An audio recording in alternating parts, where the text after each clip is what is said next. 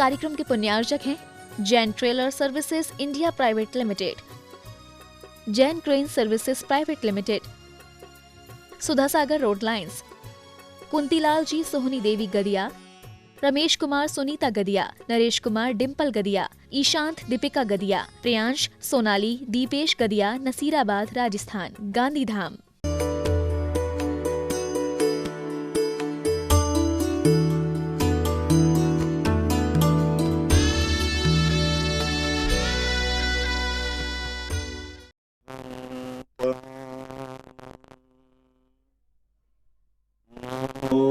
सिद्धार्णं नमो आयर्याणं नमो वज्रायाणं नमो लोये सवसाहूणम्। पंच परमेष्टि भगवान की जय। आचार्य श्री गुरुवर कुंद कुंद महाराज की जय। आचार्य श्री गुरुवर विद्यासागर महाराज की जय हो। परम पूज्य निर्यापक मुनि श्री 108 सुधा सागर जी महाराज की जय। समस्त मुनि संघ की जय। परम पूज्य मुनि श्री निष्कंठ सागर जी महाराज की जय। बरहन आगरा से विशाल जैन की जिज्ञासा है। महाराज श्री के चरणों में नमोस्तु। महाराज श्री, मेरी जिज्ञासा है, जैन व्यक्ति 5 स्टार होटल में शादी करता है जहां शाकाहारी भोजन बनवाता है, जबकि रसोई में शाकाहारी और मांसाहारी भोजन बनता है। उसमें बहुत सारे जैन लोग भोजन करते हैं जिन्हें पता नहीं है या जानते हुए भी ये सोच के कि शाकाहारी है, तो ये कहाँ तक उचित है? कृपया समाधान करें। सर्वथा अनुचित है, क्योंकि जहाँ पर एक बार भी मांस का सेवन हुआ है उस स्थान पर मांस संबंधी दोष और इसके जीवाणु 6 महीने तक भी वो स्थान शुद्ध नहीं माना जाता, और 6 महीने के बाद भी जब तक उसको अग्नि आदि से शुद्ध नहीं किया जाए तब तक वो शुद्ध नहीं हो सकता। मांसाहार के जिन बर्तनों में, जिन रसोई पर, जिस चूल्हे पर किया जाता है, वह नियम से अनंत अनंत जीवों के घात करने का कारण बनता है। इसलिए जहाँ पर मांसाहार है वहाँ भली तुम शाकाहार बनाओ, वो भोजन शाकाहारी हो ही नहीं सकता, क्योंकि उसमें तो मांसाहार का अंश आना ही है। जहाँ मांसाहार किया गया हो, बनाया गया हो, वो स्थान 6 महीने के लिए कम से कम वर्जित है। उस स्थान पर 6 महीने तक कोई भी शाकाहारी भोजन पान आदि करता है तो उसका शाकाहार माना ही नहीं जाएगा। आजकल शादी ब्याह और गार्डनों में जो स्थितियां बन रही हैं वो बड़ी विचित्र बन रही हैं।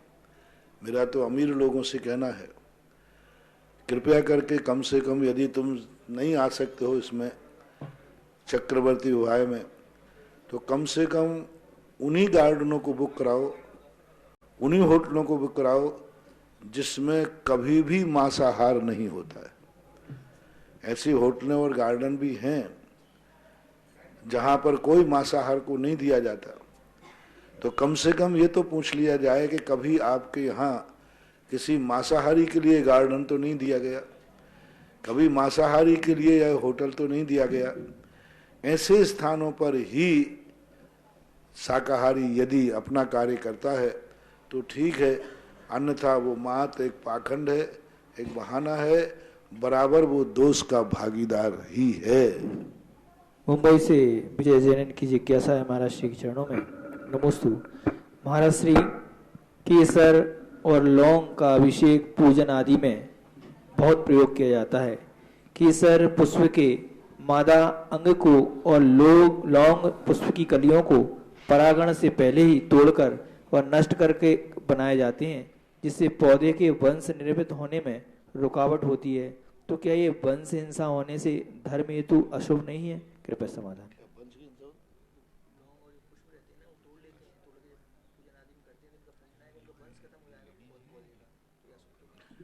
ये फूल नहीं हैं, ये तोड़े भी नहीं जाते।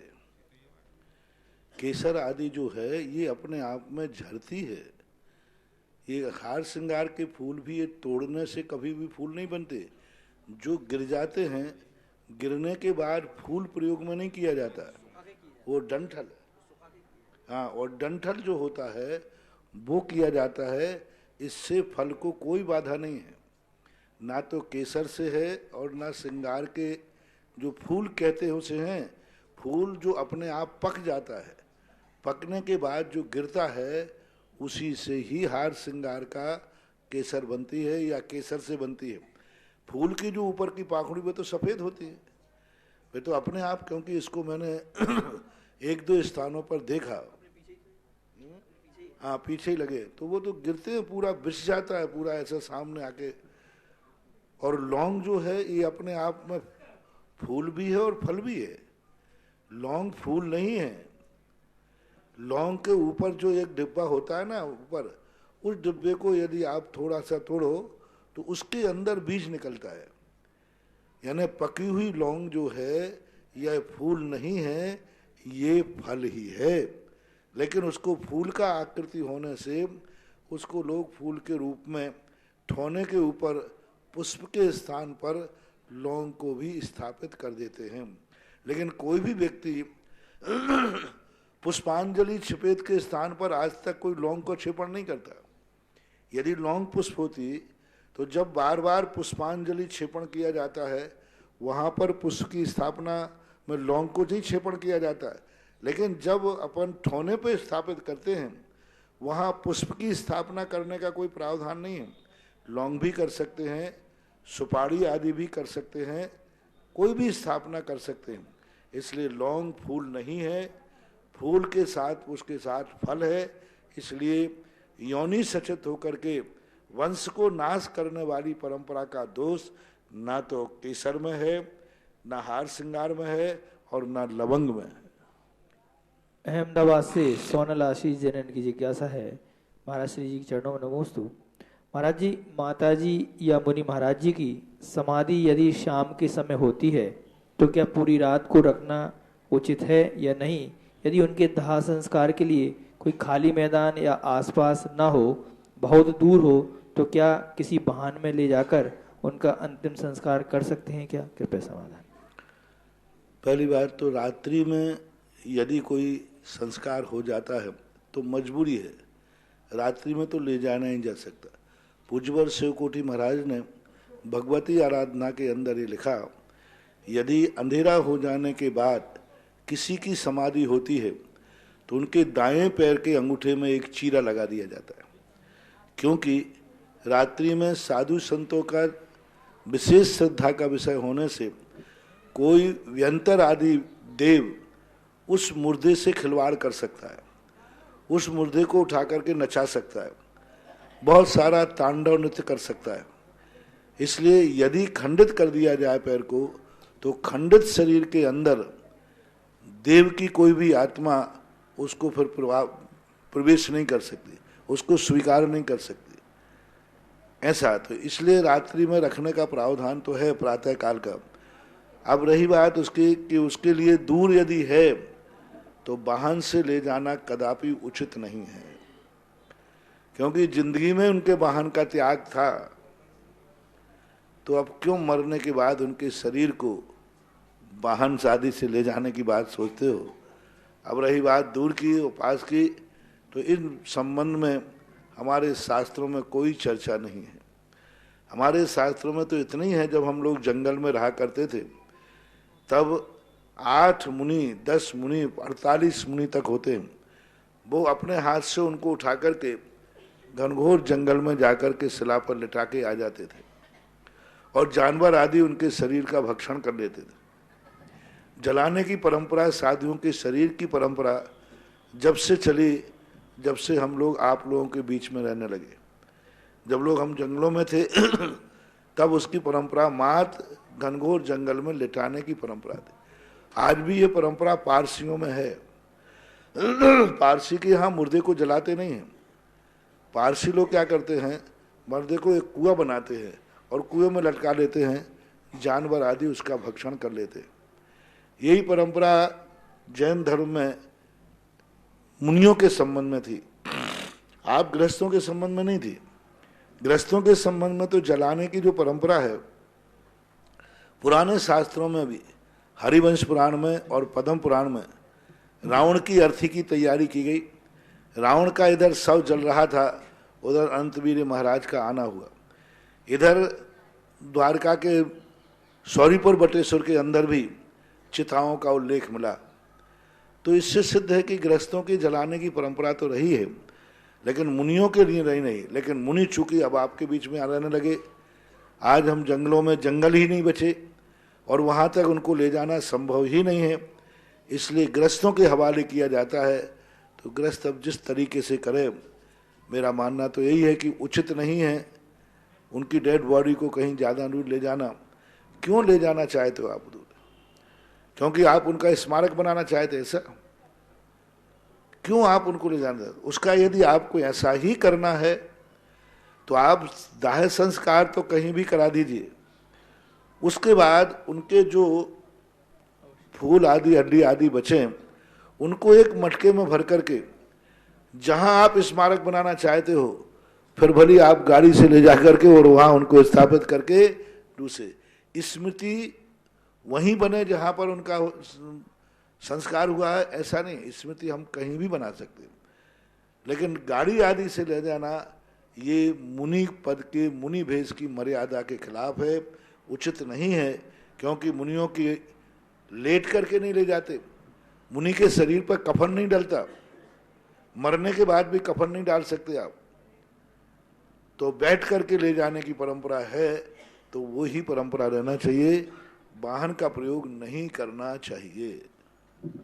अलवर से मधु जैन इनकी जिज्ञासा है महाराज श्री के चरणों में नमोस्तु। महाराज श्री, एक बार आयु कर्म बांधने के बाद उसमें उत्कर्षण और अपकर्षण कभी भी हो सकता है या अपकर्ष कालों में ही होता है? कृपया समाधान करें। स्पष्ट खुलासा इसका उल्लेख नहीं मिल रहा है, लेकिन ऐसा लगता है कि अपकर्ष काल में ही उनका उत्कर्षण अपकर्षण की स्थिति बनना चाहिए।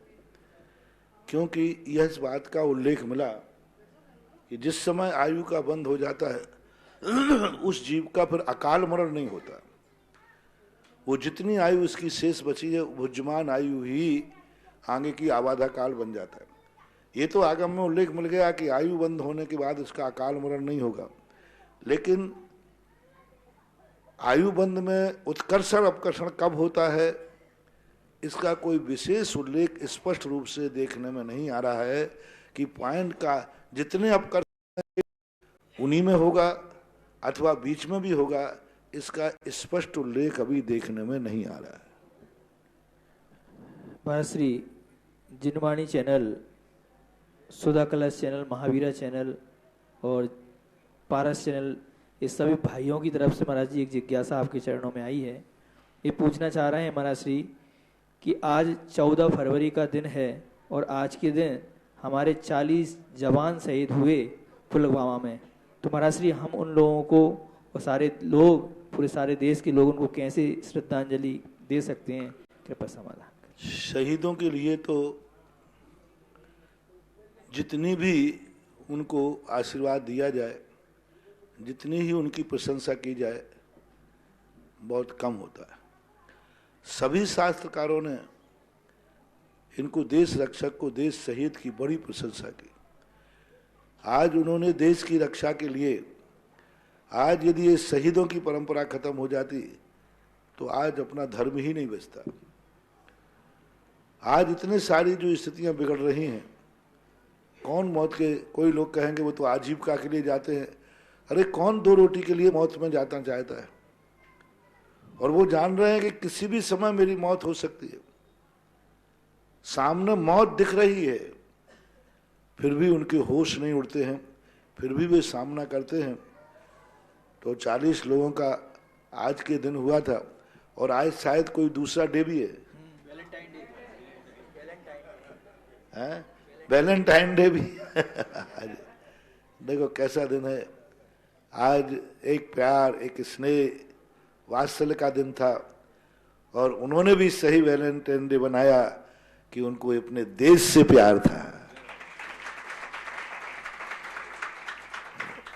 और अपने देश के लिए उन्होंने अपने जीवन को, जब भी कोई मिलिट्री का जवान युद्ध होते हैं और ख़ास तौर से इन आतंकवादी स्थानों पर रहते हैं, वो 24 घंटे मान के चलते हैं कि सुबह होगा कि नहीं होगा, हम गाड़ी में बैठ रहे हैं, बचेंगे कि नहीं बचेंगे, कुछ नहीं कह सकते। 24 घंटे मौत के साया में रहते, फिर भी उनके बहुत गर्व से लोग कहते हैं उनकी आत्मा को नियम से सदगति होती है, क्योंकि वे कायरता के साथ नहीं मरते हैं, मौत से नहीं डरते हुए अपने जीवन को, अपने परिवार को छोड़ देते हैं। उनके लिए बहुत बहुत आशीर्वाद। देश के हित में, राष्ट्र रक्षा में, एक बार व्यक्ति ने कहा, क्या जैन लोग सैनिक बन सकते हैं? मैंने कहा जैनियों को ही सैनिक बनना चाहिए। जैनी चूंकि सब क्षत्रिय हैं, सैनिक बनना क्षत्रियों का काम है और क्षत्रिय ही सैनिक बनते थे ज्यादातर। और 80 की जो तलवार शब्द उन्होंने सिखाई थी वो क्षत्रियों को सिखाई थी कि क्षत्रिय लोग तलवार चलाना सीखें। तलवार है ना सैनिक का कार्य। और वो जैनियों के, जैनी पेवर शुद्ध क्षत्रिय, जैनियों की जितनी वंशावली है सारी वंशावली क्षत्रियों की है, जिनके मूल वंशज क्षत्रिय थे। हर जैनी की उत्पत्ति किसी ना किसी राजा से है, कोई ना कोई राजा था, उससे उसकी वंश की उत्पत्ति चली है। और राजा हमेशा सैनिक का रूप होता है। तो जैनियों के लिए जैन दर्शन के अनुसार अब वर्तमान में जरूर वो वैश्य बन गए, क्योंकि व्यापार के साथ जुड़ने के कारण से वैश्य की गिनती में आने लगे, वसुता है क्षत्रिय। इसलिए देश रक्षक बहुत बड़ी रक्षा है। कितने लोग आज देश रक्षा वो कर रहे हैं, अपने यहाँ शांति से प्रवचन सुन रहे हैं। यदि देश रक्षक रक्षा नहीं करें तो हमारे, तुम हम गुरु की वाणी नहीं सुन सकते, ये मंदिर नहीं बचेंगे, ये शांति से तुम सो नहीं सकते। जब देखो, जब राजतंत्र था, जब राजा हारता था तो जो जीतने वाला राजा उस प्रजा की क्या दुर्दशा करता था, मंदिरों को खंडहर कर देते थे। ये जो मंदिर जमीन में से निकल रहे हैं मूर्तियां, उन्हीं आतताई शक्तियों के हैं कि अपना सैनिक हार गया और विद्रोही सैनिकों ने मारा। हजारों हजारों जोहर हुए, किनके कारण, किनकी बदौलत है? सैनिक दुश्मन की बदौलत है। यदि दुश्मन नहीं रोक पाया तो नारियों के लिए 16,000 रानियों ने जोहर किया था। कर्णावती ने चित्तौड़ के अंदर 16,000 क्या कहलाते, एक साथ 1 घंटे के अंदर 16,000 रानियों ने अग्नि में कूद करके, अग्नि की बहुत बड़ी चिता बनाई गई चित्तौड़ के अंदर, बहुत बड़ी चिता, और 16,000 रानियां एक साथ उसमें कूद करके जीवन मरण को प्राप्त हो गए, क्योंकि सैनिक उनका मोर्चा नहीं लग पाए, अकबर आदि से वो नहीं जीत पाए तो उनको मरना पड़ा। इसलिए सैनिक देश की नारियों को लाज बचा रहा है, देश की संस्कृति को बचा रहा है, हमारे संस्कारों को जीवित कर रहा है। इसलिए सैनिक सदा प्रशंसा का पात्र है, आशीर्वाद का पात्र है। आज तक किसी भी दर्शनकार ने, चाहे जैन दर्शन हो चाहे कोई भी दर्शन हो, किसी भी दर्शनकार के आचार्य ने सैनिक को कभी दुर्गति नहीं भेजा। कोई भी सैनिक हो, सैनिक कभी दुर्गति नहीं जाता।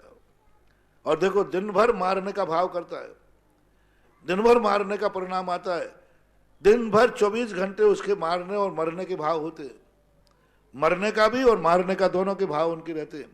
लेकिन सैनिक कभी दुर्गति में, कोई भी शास्त्र में वर्णन नहीं हुआ। हजारों हजारों सैनिक मरे, महाभारत में, रामायण में आदि सब मरे, लेकिन किसी सैनिक को मर करके दुर्गति को प्राप्त हुआ ऐसा उल्लेख नहीं मिलता। हाँ, राजा जरूर, उन सैनिकों का राजा जरूर दुर्गति को प्राप्त हुए, जो राजा लोग थे। लेकिन जो सैनिक होता है, जिसका कोई स्वार्थ नहीं रहता, मात्र राजा की आज्ञा मानना ही जिसका धर्म है, उन सैनिकों की सदगति ही होती है, ऐसा मानना चाहिए। सुदामा नगर इंदौर से सुदेश जैन की जिज्ञासा है महाराज श्री के चरणों में त्रिवार नमोस्तु। महाराज श्री, हम इंदौर वालों का बड़ा ही पुण्य चल रहा है कि आचार्य श्री यहाँ पर विराजमान है। महाराज श्री, मेरी जिज्ञासा है कि जब आचार्य श्री प्रवचन के बाद एवं गुरु भक्ति के बाद जिस पाटे पर या जिस आसन पर बैठते हैं, उस पाटे को सैकड़ों लोग हाथ लगाकर अपने मस्तक एवं आंखों पर लगाते हैं एवं नमन करते हैं। तो महाराज जी, मेरी जिज्ञासा है कि ऐसा करने से भी क्या हमको पुण्य का बंधु मिलता है, वो करना चाहिए या नहीं? कृपया। शास्त्रों में ऐसा प्रमाण आया है, एक निषद्या कहलाती है, निषद्यिका भी, जहाँ भगवान महान आत्माएं बैठती हैं वो स्थान भी पूजनीय हो जाता है। जैसे भगवान लोग जहाँ बैठते हैं, जैसे शिला पर भगवान बैठे, आज तक हम उनको नमस्कार करते हैं। ऐसा उल्लेख आया है कि एक व्यक्ति किसी मुनिराज के दर्शन करने तुम गए और आप दर्शन नहीं कर पाए और उनका विहार हो गया, तो फिर आप ये पूछिए कि महाराज बैठे कहाँ थे। तो जिस स्थान पर बैठे थे उस स्थान की परिक्रमा लगा करके नमस्कार करके अपने गुरु वंदना का भी नियम पूरा किया जा सकता है। ऐसा शास्त्रों में उल्लेख आया है। शास्त्रों में बहुत बड़ा उल्लेख है इसका। निषद्या, साधु बैठा है, वो चले गए तो जिस स्थान पर बैठे थे उसकी परिक्रमा लगा करके वंदना करके बराबर वही पुण्य लगेगा जो कि मुनिराज की वंदना का लगता है। ऐसा शास्त्रों में कथानक आता है। दूसरी बात, साधु के चरणों की वंदना करने के लिए कोई शास्त्रों में उल्लेख नहीं मिला। चरण चिन्हों की वंदना होती है, यानी साधु जहाँ से निकल जाता है, जहाँ उसके चरण पड़ते हैं वो रजवंदनी होती है, यानी साधु के स्पर्शित जो जमीन है वह वंदना को प्रयोग होती है। इन दो कथनों से स्पष्ट है कि जिस स्थान पर पाटे बैठे हैं वो भी वंदना के योग्य है, पूजा के योग्य है। और मैं तो सदा कहता हूँ आप लोगों से, जिस पाटे पर मुनिराज बैठे हों, कम से कम आपके घर में भी, चौके में भी, मुनिराज को जिस पाटे पर खड़े हुए हों, पूजा की हो, कम से कम 48 मिनट तक मुनिराज के जाने के बाद उस पाटे का अभिनय नहीं करना, उस पाटे पर पैर नहीं रखना, उस पाटे पर आप लोग नहीं बैठना। 48 मिनट तक कम से कम, अधिक से अधिक 24 घंटे, लेकिन कम से कम 48 मिनट तक तो उन वर्गणाओं का वहाँ प्रभाव रहता है। उस पर रात नहीं रखना, पैर नहीं रखना, उसको कहीं गंदगी में नहीं डालना, क्योंकि मुनिराज उस पाटे पर बैठ करके पूजा हुई है। खड़े होकर के वो 8 घंटे 10 मिनट 20-25 मिनट उस पाटे पे खड़े रहे हैं, अब उस पर आपका पैर नहीं लगना चाहिए, कम से कम 48 मिनट तक। एक बार क्या हुआ कि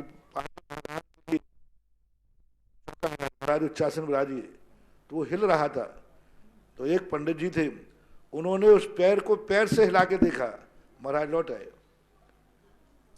बोले महाराज जी क्यों लौटा? वो पैर से हिल रहा था, तुमने पैर से हिला दिया। मैंने कहा जिस आसन को तुमने पैर से छू लिया उस आसन पर महाराज बैठने की स्थिति में नहीं रहे, निंदनीय आसन। यदि वो पाटा मुनिराज को पता चल जाए कि इस पाटे पर अभी कोई श्रावक ने पैर के द्वारा स्पर्शित किया है, तो उस पाटे पर बैठकर पूजा, आहार आदि, स्वाध्याय आदि वो नहीं करेंगे, क्योंकि वो निंदनीय आसन हो गया। पैर से छू लिया था उन्होंने, अभी बैठने के पहले पैर से ऐसा हिला कर दिया, महाराज को लौटना पड़ा। बड़ी डिस्कशन इस पर संघ में हुआ। आचार्य का नहीं, लौटना आना चाहिए। जिसको अपने पैर से ही, अपने सामने ही पैर से अनादर किया जा रहा है, वो उच्चासन कैसे हो सकता है, वो सिंहासन कैसे हो सकता है? इसलिए उसको कम से कम इतना तो आप लोग करना ही चाहिए। और जिस पाटे पे महाराज आदि बैठते हैं, हमारे यहाँ मूलाचार के अंदर एक आया, हम लोग भी जिस पाटे पर महिलाएं बैठी हैं, जिस चटाई को महिला आरिका ने भी स्पर्श किया है या उसने अपने उपयोग में लिया है, उसको हम लोग 6 महीने तक अपने उपयोग में नहीं ले सकते। और पाटा लकड़ी का पाटा है तो कम से कम 48 मिनट तक, मान लीजिए इस पाटे पर कोई भी महिला बैठ गई, वो आरिका भी क्यों ना हो, ब्रह्मचारिणी भी क्यों ना हो, आप गृहस्थ भी क्यों ना हो, तो कम से कम ये पाटा 48 मिनट तक हम उस पाटे पर बैठ नहीं सकते। इस पर निषेध किया और बहुत दिनों तक उपयोग किया है। तो वह आसन, वह स्थान, वह पाटा आदि 6 महीने तक भी लेने योग्य नहीं होता। और जीवन भर उपयोग में आया है तो वो सर्वथा त्याज्य है। असंयम लोग भी जिस स्थान पर जिस पार्टी पर बैठ जाते हैं उस पार्टी पर भी हम लोग त्याग कर देते हैं, कम से कम 48 मिनट के लिए। जैसे आप लोग जिस चौकी पार्टी पर बैठ गए तो कम से कम 48 मिनट के लिए हमारे लिए उस पार्टी को छोड़ देना चाहिए, क्योंकि असंयमी व्यक्ति बैठा है तो उस पार्टी पे असंयम व्यक्ति की वर्गणाएं हैं। महिला बैठी है तो महिलाओं की वर्गणाएं हैं। ऐसे ही आपके लिए नहीं, ऐसे ही आरिकाओं के लिए भी कहा, आप लोगों के लिए।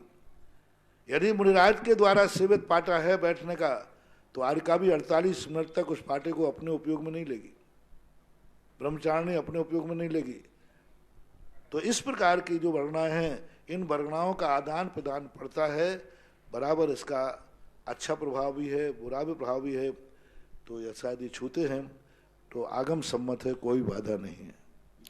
ऑनलाइन जिज्ञासाओं के बाद यहाँ उपस्थित सभी श्रावक श्रावकाओं की ओर से और जिनवाणी चैनल सुधा कलश चैनल के माध्यम से देख रहे देश विदेश के सभी श्रावक श्रावकाओं की ओर से परम पूज्य श्री के चरणों में कोटिश है नमोस्तु नमोस्तु नमोस्तु गुरुवर। और आज की प्रथम जिज्ञासा के लिए आमंत्रित कराऊं आशीष जी जैन, प्रवक्ता जैन समाज बेराशिया, और तैयार रहेंगी श्रीमती शोभा जी आकांक्षा जी जैन बेराशिया। नमोस्तु महाराज जी। महाराज जी, आपके प्रवचनों में और जिज्ञासा समाधान में हमने कई बार चक्रवर्ती विवाह के बारे में सुना, तो मन हुए कि हम भी चक्रवर्ती विवाह करेंगे, तो हमने चक्रवर्ती विवाह किया और आगे भी हम ऐसे ही सतमार्ग पर और धर्म के क्षेत्र में आगे बढ़ते रहे। उसके लिए क्या करना चाहिए? आप अपने विवाह के पहले किसी बारातों में भी गए हो कि नहीं? गए हैं। तो उन बारातों में से और तुम्हें अपनी बारात में से कैसा लगा? बहुत अच्छा लगा महाराज जी, बहुत अच्छा। अनुभूति कैसी हुई? बहुत अच्छी अनुभूति हुई। बहुत अनुभूति हुई। एक धर्म की एक पवित्रता का, मन पवित्र, वचन पवित्र, काया पवित्र, सब कुछ पवित्र। और देखो आप, तुम शादी जैसी जिंदगी का एक ऐसा मांगलिक, मैं सदा कहता हूं, जिंदगी की तुम्हारी गृहस्थी का मंगलाचरण है शादी, गृहस्थी का। उस मंगलाचरण को आप पाप स्थान पर, पाप क्षेत्र पर नहीं करना। साल जिंदगी भर तुम्हें जाना है, होटलों में जाओ, लेकिन वो तुम्हारी जिंदगी का मंगलाचरण है, उस दिन कम से कम पाप स्थान पर नहीं। पाप काल नहीं, रात्रि पाप काल है, राक्षसों का काल है। शादी का जैसा मांगलिक कार्यक्रम गृहस्थी के लिए रात्रि में फेरे नहीं पड़ना चाहिए। सगुन की दृष्टि से कह रहा हूं, अभी मैं हिंसा हिंसा की दृष्टि से नहीं कह रहा हूं, आपके जीवन की मांगलिकता के लिए।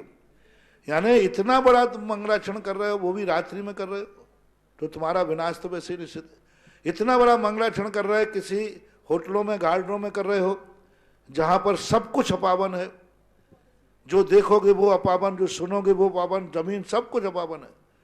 तो कम से कम ऐसे कार्य, पूज्यवर जिनसेन स्वामी का महान उपकार है, जिन्होंने महापुराण के अंदर परम वीतरागी होकर, बाल ब्रह्मचारी होकर 11 वर्ष की अवस्था में जिन्होंने मुनि दीक्षा ली थी, जिन्होंने शादी विवाह का वर्णन किया ना, उनकी उम्र 11 साल की उम्र थी, जिन्होंने जन्म से ही कपड़े नहीं पहने। देखो जिनसेन स्वामी ने जिन्होंने वर्णन किया, जन्म से ही उन्होंने कभी कपड़े नहीं पहने। जब उनकी दीक्षा हुई थी तो मुझे यही नहीं समझ में आ रहा है कि एक कपड़े उतारने का मंत्र आता है तो उनके गुरु ने क्या पढ़ा होगा। जन्म से लेकर के 11 वर्ष तक वो निर्वस्त्र ही रहे और 11 वर्ष की अवस्था में उनकी दीक्षा हुई।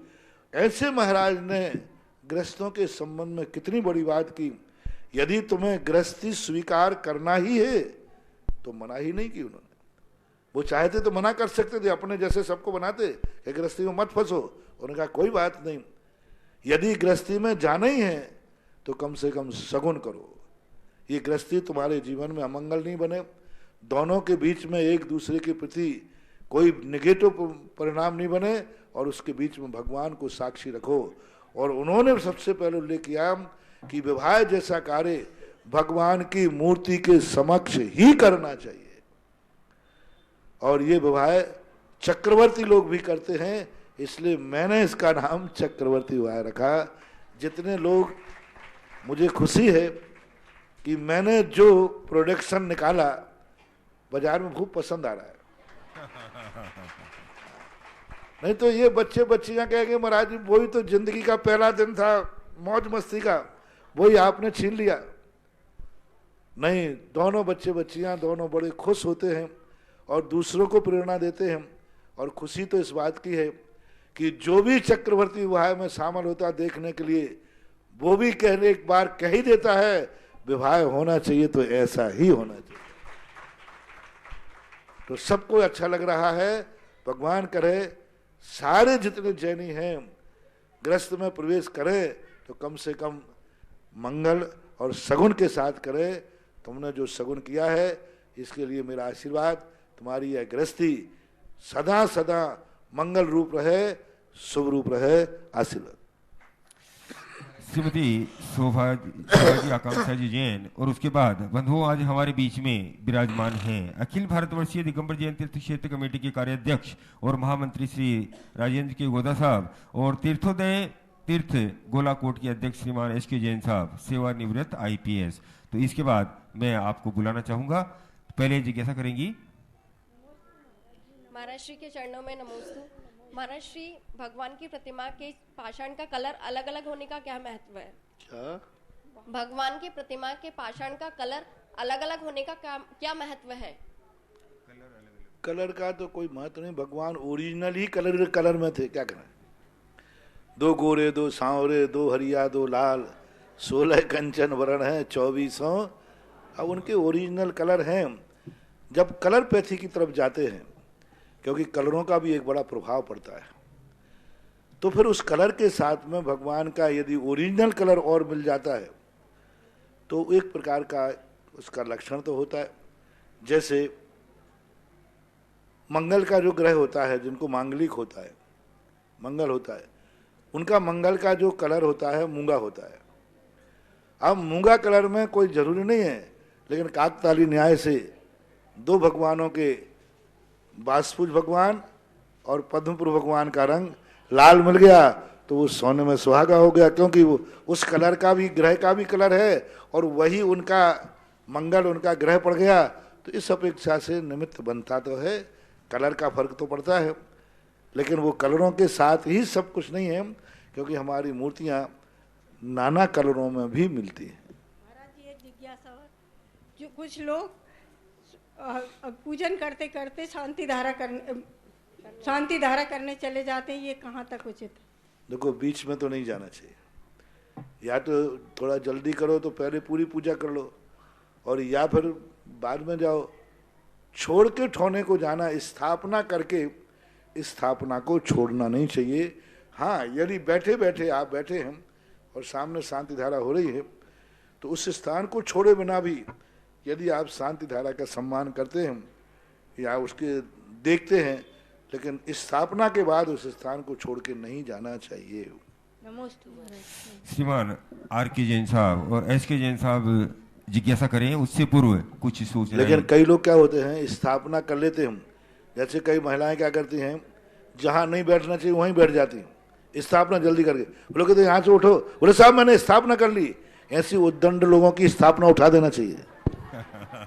हाँ, कई लोग जरा करके अपन तो जल्दी स्थापना कर लो, फिर कोई नहीं उठा पाएगा, क्योंकि महाराज ने कहा है स्थापना के बाद उठना नहीं है। तो फिर वो ऐसे कर लेती है। तो फिर ऐसे लोगों के लिए तो मैं स्थापना के उनको उठा ही देना चाहिए। स्थापना ऐसे स्थान पर बैठ के करो जहां पर कोई उठाने का भाव, उठाने के लिए करे तो उठाना ही नहीं पड़े, क्योंकि हम ऐसे साइड में बैठे हैं जिसको उठाना नहीं पड़ेगी।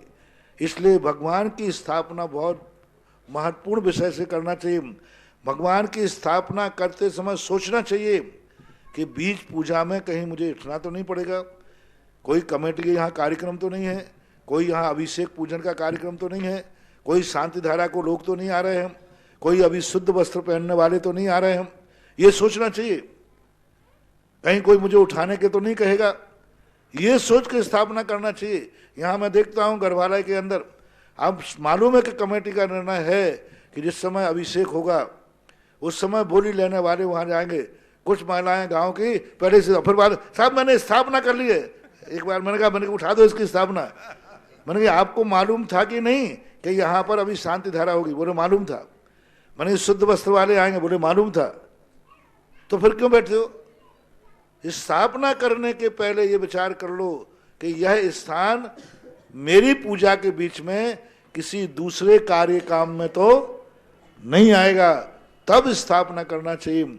यदि तुमने बुरे भाव से स्थापना की कि मैं स्थापना, तो बहुत बड़ा महान दोष कहलाता है।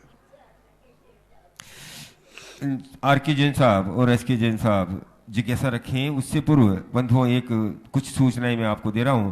आज श्रीमान राजेंद्र कुमार जी जैन साहब जो कि कार्याध्यक्ष हैं अखिल भारतवर्षीय दिगंबर जैन तीर्थ क्षेत्र कमेटी और महामंत्री भी हैं, और श्रीमान एस के जैन साहब जो कि अध्यक्ष हैं तीर्थोदय तीर्थ क्षेत्र कमेटी गोलाकोट के। तो इन दोनों महानुभावों को तपोदय तीर्थ क्षेत्र कमेटी ने जो 24 से 29 तारीख को भव्य पंच कल्याणक होने जा रहा है, उस पंच कल्याणक में मुख्य समन्वयक्ष बनाने के भाव किए हैं और परम पूज्य श्री से आशीर्वाद भी प्राप्त किया है। तो मैं दोनों महानुभावों से निवेदन करूंगा, पधारें, परम पूज्य श्री के चरणों में श्रीफल आशीर्वाद प्राप्त करें नमोस्तु करके। और कुछ सूचनाएं हैं जो आप लेके आए हैं हमारे साथ। जैन जनगणना जो कि 7 जून 2019 की जागरूकता अभियान जो सिद्ध क्षेत्र मध्य प्रदेश में राष्ट्रीय बैठक में अपने संदेशात्मक उपसंहार उद्घोषण में परम पूज्य मुनि श्री प्रमाण सागर जी महाराज ने कहा था कि अभी से इस अभियान को चलाना इसलिए जरूरी है कि भारत में 2011 में हुई शासकीय जनगणना में जैनियों की भारत में कुल जनसंख्या करीब 44 लाख ही चिन्हित हो पाई है, जबकि अनुमान के अनुसार दोनों धर्मों में भारत में करीब 1 करोड़ की जनसंख्या होनी ही है। तो ऐसे गलत आंकड़े हमारी उस भूल से आए हैं जिसमें हमने धर्म के कॉलम में जैन लिखने के बजाय अपनी गोत्र या उपजाति लिखा दी है। अतः समाज जनों से इस बार सावधान रहना है और वर्ष 2011 के बाद शासकीय तौर पर यह जनगणना 10 वर्ष पश्चात पुनः होने जा रही है। अतः आप सभी से निवेदन है कि जब भी जनगणना कार्यकर्ता आपके घर पर आवे तो धर्म और जाति के कॉलम नंबर 7 में उपभाग क्रमांक 6 में सिर्फ जैन ही लिखें। अपनी गोत्र वगैरह आप बाद में लिख सकते हैं, पहले आप जैन ही लिखाएं। और इस संबंध में जनगणना जागरूकता अभियान के तहत जारी समाचार पत्र मिले सुर मेरा तुम्हारा नामक समाचार पत्र जिसमें सारी जानकारी है, उस पत्र का विमोचन करने के लिए श्रीमान राजेंद्र कुमार जी साहब गोधा और तीर्थोदय तीर्थ क्षेत्र के अध्यक्ष श्रीमान एस के जैन साहब यहाँ उपस्थित हैं। तो मैं आपसे निवेदन करूंगा कि उस पत्र का विमोचन करें और सभी बंधुओं से और जो भी लोग आज अभी पूरे भारतवर्ष में देश विदेश में जो सुन रहे हैं सभी से मेरा भी निवेदन है और सभी का आह्वान है कि अपनी जनगणना में कॉलम नंबर 7 में जैन ही लिखवाएं, अपनी गोत्र नहीं लिखवाएं, केवल मात्र जैन शब्द का प्रयोग करेंगे तो अपनी जनगणना शायद 1 से 1.5 करोड़ के बीच में जैनियों की हो जाएगी।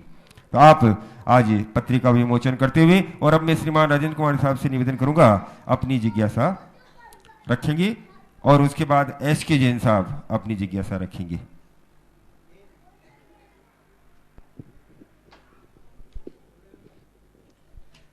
नमोस्तु गुरुदेव, नमोस्तु नमोस्तु नमोस्तु। गुरुदेव, पूरे देश में हर अंचल में हर प्रांत में नवनिर्माण के रूप में काफ़ी धर्मायतन बनाए जा रहे हैं। अच्छी बात है, बनने भी चाहिए क्योंकि हमारा भविष्य उनके पीछे ही है। लेकिन गुरुदेव, ये जीर्णोद्धार जो पुराने मंदिर हैं जो विरासत के मंदिर के रूप में बैठे हैं उनका जीर्णोद्धार किस प्रकार किया जाए। और मैं तो ये आपसे अनुरोध आपसे विनती करता हूँ कि ऐसा प्रेरणा देवें, ऐसी आशीर्वाद देवें कि लोग नवनिर्माण के साथ तो झुके ही, उसकी तरफ तो आवे ही, लेकिन जीर्णोद्धार की तरफ भी उनका मन जावे। और जो विरासत के मंदिर साउथ में मध्यांचल में काफ़ी मंदिरों का जीर्णोद्धार आपके सानिध्य में हुआ है, ऐसी ही प्रेरणा आप देवें जिससे और लोग भी, अन्य साधु भी और पूरे समाज के लोग इन मंदिरों का जीर्णोद्धार करावें जो विरासत के रूप में हमारे देश में है। इनका जीर्णोद्धार कैसे होना चाहिए? जैसे एक व्यक्ति के लिए यदि हाथ टूट जाता है तो उसका जीर्णोद्धार कैसे होता है? कई बार हाथ काटना भी पड़ता है जिंदा रखने के लिए, उसमें राड भी डालना पड़ती है, कई बार नकली हाथ भी लगाना पड़ता है। इसी प्रकार से मंदिर जब पुराना जीर्ण शीर्ण हो जाता है तो उसको पूरा परिवर्तन भी किया जाता है।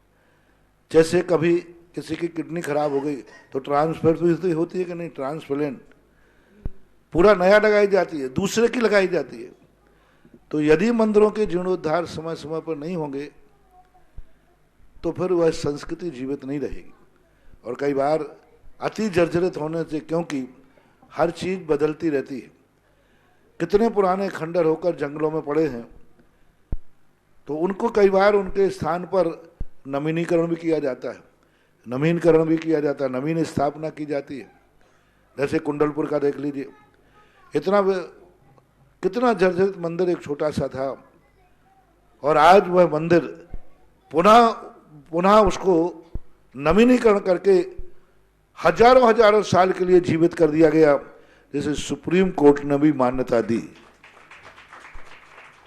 तो ऐसी स्थिति में बस इतना सा ध्यान रखें वो कि वे लोग विरोध करते हैं कि जो कुछ नहीं कर पाते, जो स्वयं कुछ नहीं कर पाते। कुछ चमगादड़ों के लिए पुराने खंडर ही पसंद आते हैं, क्योंकि चमगादड़ों को लिए नए स्थान तो चाहिए नहीं।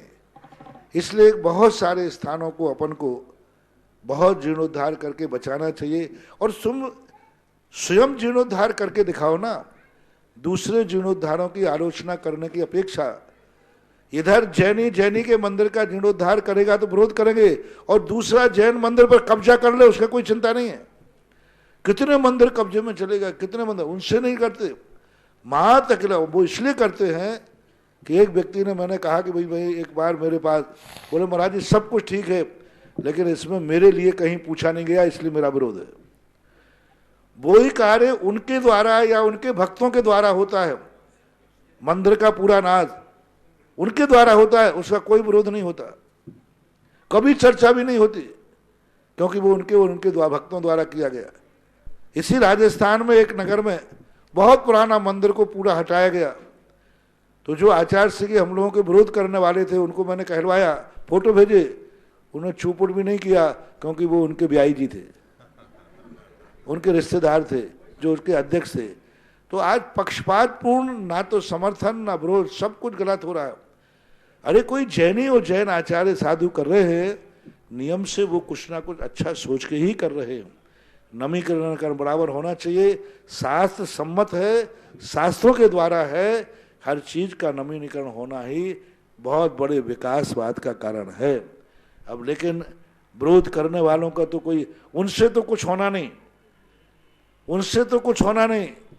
आज पूज्य आचार्य गुरुदेव के माध्यम से और उनके आशीर्वाद से सारे भारत के प्राचीन मंदिरों का नवीनीकरण होकर के हजारों साल की उम्र पा ली है। जय हो। और नहीं तो ये खंडर धीरे धीरे धराशायी हो जाते। और आजकल तो मैं सोचता हूँ, मेरे पास कोई आता है तो पहले मैं उनको भेजता हूँ जो विरोध करते हैं। मैंने वहाँ का मंदिर है रणथंबोर का, सबके पास भेजा समाज को, मैंने पहले सबके पास हुआ हो, बाद में मेरे हाथ में आएगा तो फिर पत्रिका निकालेंगे पुरातत्व का विध्वंस, नाश कर दिया, बुलडोजर चला दिया, ये कर दिया। मैंने कि पहले सब कुछ हुआ हो। सवाई माधोपुर वालों को मैंने 10 साल तक घुमाया, 10 साल तक समाज से कहा, मैंने कि नहीं पहले तुम सबके जाओ कि इसका जीर्णोद्धार कराओ, इसका जीर्णोद्धार कैसे करूं। वे सबके पास जब जाके थक गए, सबसे हाथ जोड़ के थक गए, सबको ले गए, सब कोई कुछ नहीं कर पाया। अंत में यही विध्वंसकारी बाबा के पास आना पड़ा। फिर मैंने लिखवाया कि लिखो इस प्रस्ताव में कि मैं जो विरोध करते हैं उन सबके नाम लिखवाया। मैंने कहा लिखो, इनके पास भी गया, इन्होंने भी हाथ ऊंचे कर दिए, इन्होंने हाथ कर दिए।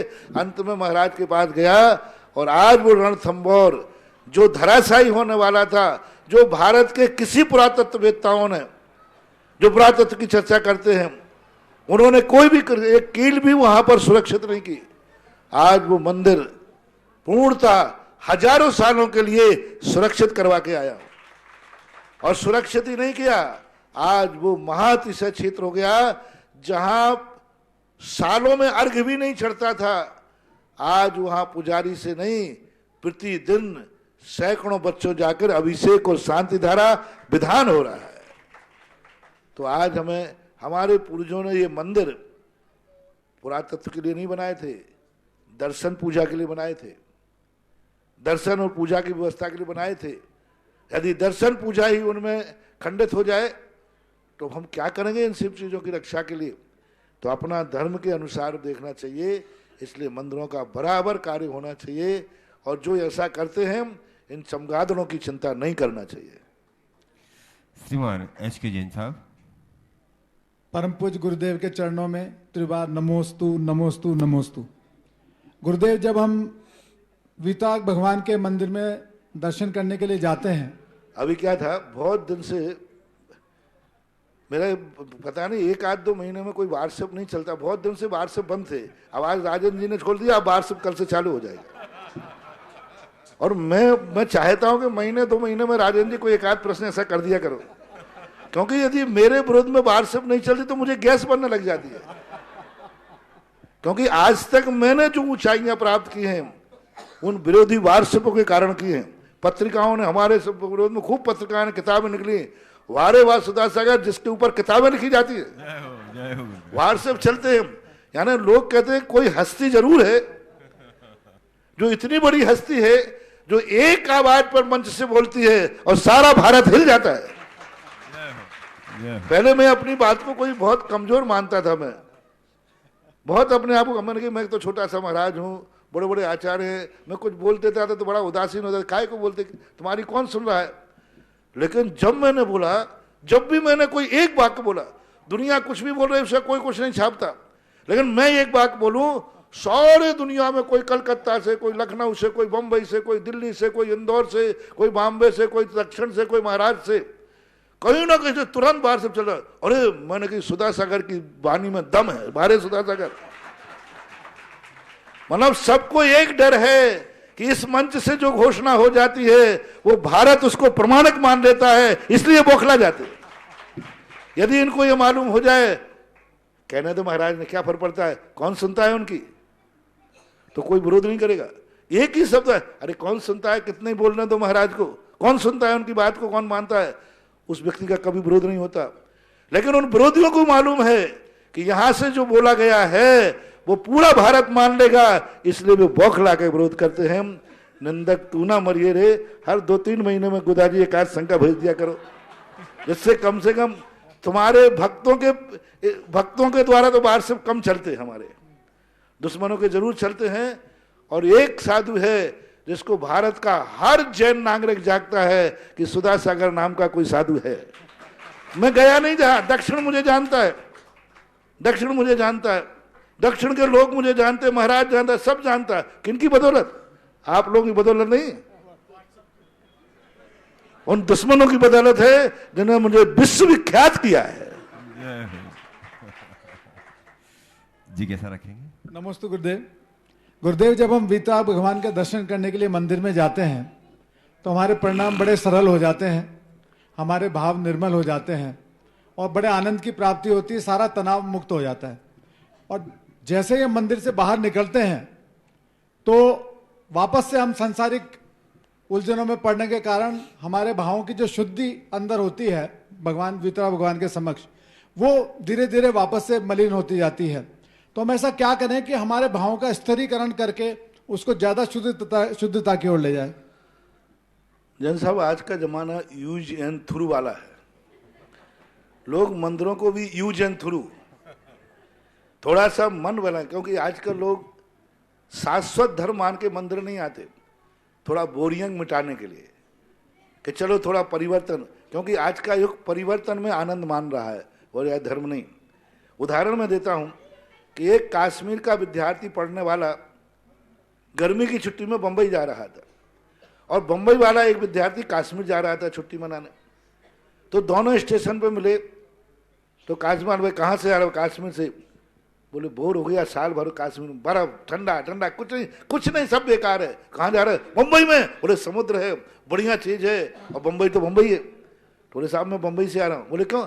कुछ नहीं बंबई में, चिप चिप है, समुद्र कुछ नहीं, कश्मीर कश्मीर है। अब बताओ सत्य क्या है? शांति कश्मीर में है कि बंबई में है? परिवर्तन में है। तो ये जो परिवर्तन का युग आज चल रहा है कि हर व्यक्ति घर में बोर होता है दुनिया में, चलो मंदिर चलते हैं, चलो तीर्थ यात्रा चलते हैं, चलो महाराज के पास चलते हैं।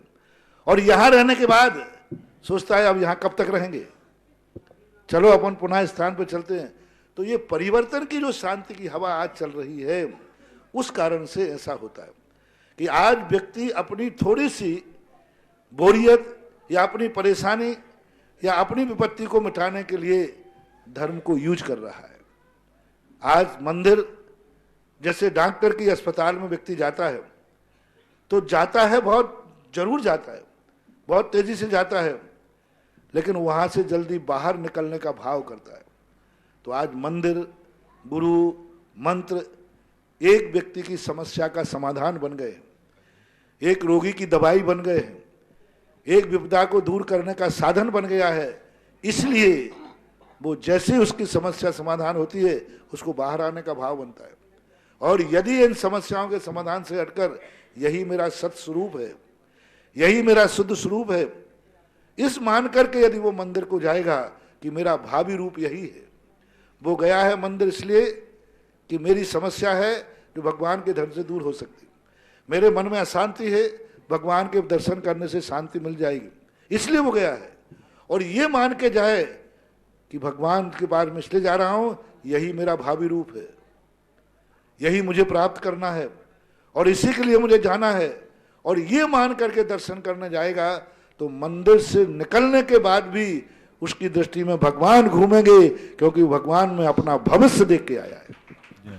जब किसी भी चीज में अपना भविष्य दिख जाता है, जैसे आप लोग हैं, गृहस्थ हैं, आपको भविष्य दिख जाए कि इस कार्य में बहुत प्रॉफिट है, बहुत मुनाफा है, तो फिर आपको हर कार्य में वही कार्य झूमता है कि नहीं? कोई झूमेगा भाई वो करना है, वो करना है, क्योंकि आपको क्या दिख गया? लाभ दिख गया। तो इसी प्रकार भगवान और गुरु के पास हमें ऐसा कोई लाभ दिखना चाहिए जो दुनिया में कहीं भी जाए 24 घंटे यही लगा रहे, मुझे वह बनना है, मुझे वह बनना है, मुझे वह बनना है। जैसे बाजार में तुम कोई गाड़ी देख लेते हो, कोई अच्छी बिल्डिंग देख लेते हो, कोई अच्छा धनवान देख लेते हो, तो संसारी व्यक्ति क्या सोचा है? मुझे भी ऐसी गाड़ी चाहिए, मुझे भी ऐसा चाहिए, मुझे भी ऐसा मकान चाहिए। ऐसा ही व्यक्ति की लगन लग जाए कि भगवान इतना पसंद आ जाए, महाराज इतना पसंद आ जाए कि मैं भी भगवान बनूंगा, मैं भी महाराज बनूंगा, तो फिर दुनिया में तुम कहीं चले जाना, वही शांति मिलेगी जो मंदिर में है, वही मंदिर के बाहर मिलेगी। क्योंकि हमें शाश्वत अविनाशी अपना भावी रूप देख करके धर्म के आयतनों को स्वीकार करना पड़ेगा, तभी वो शांति होगी, अन्यथा यूज एंड थ्रू। नमस्ते महाराज। नमस्ते महाराज। तैयार रहेंगी श्रीमती अलका जी जैन दिल्ली। और बंधुओं, एक बार फिर अवसर आया है राजस्थान के एकमात्र क्षेत्र जहां पर पार्श्वनाथ भगवान का केवल ज्ञान कल्याणक महोत्सव मनाया गया था इंद्रों द्वारा। उसी भूमि पर 24 से 29 फरवरी तक एक भव्य अंतरराष्ट्रीय स्तर का श्री पार्श्वनाथ जिन बिंब पंच कल्याणक महामहोत्सव परम पूज्य निर्यापक श्रमण मुनि पुंगाओ सुधासागर जी महाराज और सह संघ के सानिध्य में होने जा रहा है। उस भव्य पंच कल्याणक में एक पात्र बनकर जरूर अपनी चंचला लक्ष्मी का सदुपयोग करें और इस पंच कल्याणक में पहुंचकर एक पात्र बनने का जरूर सौभाग्य प्राप्त करें। इस पंच कल्याणक में भवनवासी देव के लिए मात्र 51,000 रुपए, व्यंतर जाति के देव बनने के लिए 51,000 रुपए, ज्योतिष इंद्र बनने के लिए मात्र 51,000 रुपए और इंद्रों के प्रति इंद्र बनने के लिए मात्र 21,000 रुपए की राशि और सामान्य जो इंद्र देव बनेंगे मात्र 11,000 रुपए की राशि रखी गई है। और सभी इंद्रों को जो इंद्रों की वेशभूषा पोशाक होगी तीर्थ क्षेत्र कमेटी द्वारा यहाँ से दी जाएगी। कोई भी इंद्र हो, सामान्य इंद्र हो या बड़े इंद्र हो, सभी को यहाँ से इंद्रों की वेशभूषा दी जाएगी। और जैसे ही बड़े बाबा का पंच कल्याणक महोत्सव संपन्न होगा, बड़े बाबा पार्श्वनाथ भगवान बनेंगे, उसी समय जो पार्श्वनाथ भगवान के छत्र चढ़ेगा वो 300 किलो का छत्र, जो कि सुनहरा सोने के काम से बना हुआ छत्र है, वो छत्र आज चढ़ाने के लिए जिन लोगों ने अपनी चंचला लक्ष्मी का सदुपयोग किया है, जिस परिवार ने और जिस पुण्यात्मा ने, उसका नाम हमारे पास 2-3 नाम आए थे, लेकिन ये सबसे पहले जो नाम आया है, ये नाम है doctor Kamlesh Kumar ji, doctor Nirmala ji, Yoshi पुत्री भावना, आशीष जैन क्रियान पुत्र, श्रीमती दीपाली, अनुराग जैन सफदरगंज दिल्ली। आपने 27 कलश के माध्यम से ये छत्र चढ़ाने का सौभाग्य प्राप्त किया और आपके दान और पुण्य की मैं पूरी तीर्थ क्षेत्र कमेटी और सभी श्रवकाओं की ओर से अनुमोदना करता हूं। और आज हमारे बीच में विराजमान हैं श्रीमान विजय पाल जी, अनीता जी जैन, जिनने इस तीर्थ क्षेत्र के लिए यात्रियों की सुविधा के लिए एक सर्व सुविधा युक्त कमरा अपनी ओर से बनाने के लिए स्वीकृति दी है।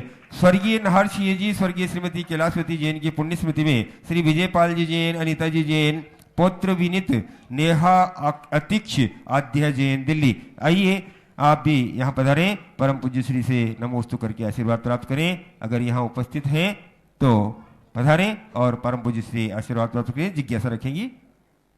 हाँ, जिज्ञासा रखें आप। नमोस्तु महाराज, नमोस्तु नमोस्तु। मैं जब गोलाकोट तीर्थोदय गोलाकोट जब फर्स्ट टाइम गई तो मुझे इस आदिनाथ भगवान की प्रतिमा में पता नहीं ऐसा क्या लगा कि मैंने सोचा मैं बार बार आऊँ, और मैं बार बार चली जाती हूँ और बरबस खिंची चली जाती हूँ और अब पलक निहारती रहती हूँ। मुझे नहीं पता उस प्रतिमा में ऐसा क्या अतिशय है जो मुझे बार बार वहाँ पे बुलाते हैं। तुम लोग तो गृहस्थ हो, सो मोहित हो गए। मैं तो निर्मोही हूँ, फिर भी मोहित हो गया था। जब पहली बार मैं गोलाकोट गया, वो मूर्ति को देख करके इतना हुआ, अपलक देखता रहा। और मैंने उनके जब चरण पकड़े तो चरण पकड़ते ही मेरी सारी जो नसें थी हाथों की एकदम लाल हो गई। और मैं उनको चरण पकड़ूं और वो मेरे चरण ऐसे फेंक रहे जैसे आपका करंट होता है ना, करंट को अपन लगा तो फेंकता है। भगवान के चरण मेरे हाथ बार बार फेंक रहे और मैं जोर से पकड़ रहा हूं, बहुत जोर से, और वो बाहर फेंकने को तैयार है। तो पहले मैं डर गया कि शायद भगवान मेरे से पैर छुआना नहीं चाहते हैं और मैं पैर पकड़ूं और जोर से पकड़ूं। मैं तुरंत 2 मिनट मैंने भगवान की तरफ देखा तो भगवान ने स्पष्ट संकेत दिया कि मैं तेरे हाथ अलग नहीं कर रहा हूं, मुझे यहां से बाहर निकाल। और जब मुझे ये संकेत मिला, सबसे पहले जिस ढंग से भगवान बैठे थे बहुत गलत स्थान पर बैठे थे, और जैसे उनको बाहर निकाला और बाहर निकाल के जो भगवान की छवि देखी, मैं ही नहीं सारा भारत जो तीर्थोदय तीर्थ गोलाकोट जाता है वह एकदम स्तब्ध लिए बिना नहीं रहता। और उस मूर्ति को देखने के बाद भक्तांबर की वो पंक्तियां सार्थक होती हैं, दृष्ट्वा भवंत मणिमेष विलोक नियम नान्यत्र तोष मुपयाति जनस्य चक्षु। हे भगवान, आपको देख करके पलक झपकाने का भाव नहीं आ रहा है, आप अपलक देखने लायक हैं। ऐसा मैंने जब भगवान बाहर बैठे थे यही श्लोक पढ़ते हुए मैंने उन्हें समय प्रवचन दिया था और उसी के सामने बैठ करके दिया था। तो वो मूर्ति ही ऐसी है।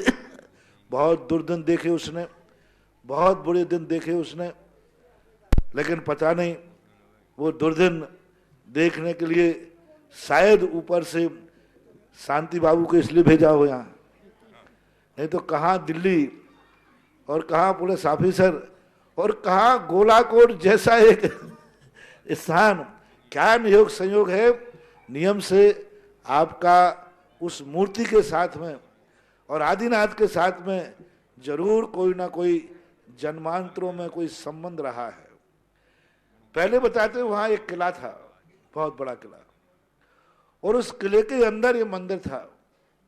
लगता है कि उस राजवंश में कोई ना कोई शांतिलाल जी उस समय कुछ ना कुछ उस समय रहे होंगे, शायद उसी भाव के संस्कार के कारण से कहाँ दिल्ली से जाकर इनके निमित्त से गोलाकोट का उद्धार होना था और हो रहा है।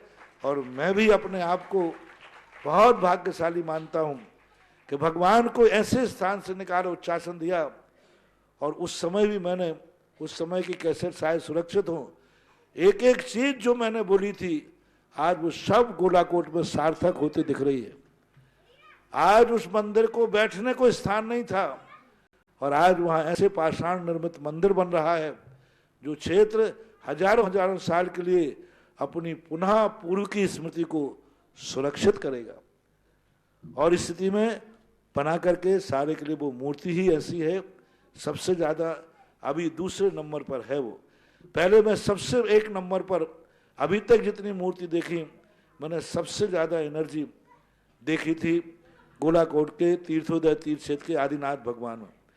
उसके बाद जब नारेली के अंदर ज्ञानोदय तीर्थ में जब मुनिसुब्रतनाथ हाथ में आए तो उससे भी कई गुनी मूर्ति। तो अभी संसार में मेरे द्वारा देखी हुई मूर्तियों में सबसे ज्यादा एनर्जी और पावरफुल कोई मूर्ति है तो ज्ञानोदय तीर्थ क्षेत्र के मुनिसुब्रतनाथ, और द्वितीय नंबर पर कोई मूर्ति है तो तीर्थोदय तीर्थ गोलाकोट के आदिनाथ भगवान की एनर्जी है। तो ये मूर्ति है ही ऐसी। बहुत अपने भाग्य है कि अपन ने उस मूर्ति को पहचाना और अपन उसके दर्शन कर रहे हैं।